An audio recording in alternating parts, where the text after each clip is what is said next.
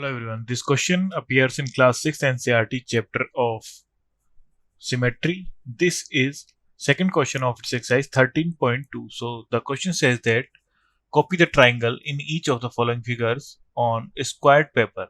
In each case, draw the lines of symmetry, if any, and identify the type of triangle. Some of you may like to trace the figures and try paper folding first. So firstly हम part figure A discuss करेंगे.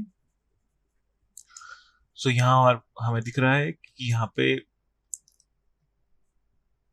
ये इसके mid point पे है and and point पे हमारे बहुत points हैं. तो ये दोनों लाइंस हमारी हो जाएंगी इक्वल, दिख भी रही हैं, and this is different. So when two sides are equal in triangle, the triangle known as isosceles triangle.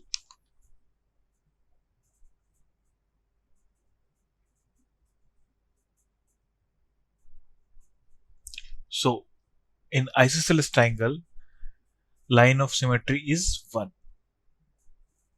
So line of symmetry हो जाएगी कि हमारी इसके about right hand side and left hand side, both side figure is exactly same.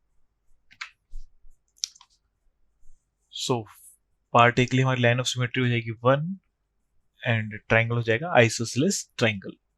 और part B, यहाँ भी हम देखेंगे हमारे पास टू साइड्स हमें एग्जैक्टली इक्वल दिख रही हैं, तो ये दोनों साइड्स हो जाएंगी हमारी exactly equal, and this is different, and two sides equal हैं तो ये भी हो जाएगा हमारा आइसोसेलेस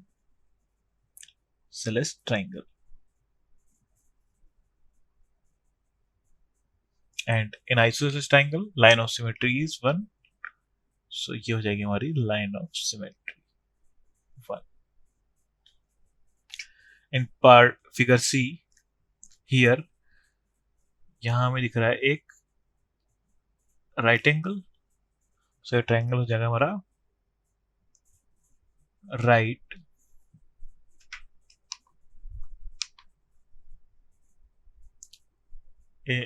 एंगल्ड ट्राइंगल. सो हमारी लाइन ऑफ सिमेट्री हो जाएगी यहाँ पे this, it divide it into two exact same figures. So इसके अबाउट अपवर्ड डायरेक्शन में एंड डाउनवर्ड डायरेक्शन में बोथ साइड जो शेप्स हैं वो एग्जैक्टली सेम है, तो हो जाएगी हमारी line of symmetry. So right angle triangle में भी हमारे पास वन लाइन ऑफ सिमेट्री होगी. एंड इन पार्ट डी, सो यहाँ पे this side is different from this side and this side is also different. तो ये ट्राइंगल हो जाएगा हमारा स्केलिन.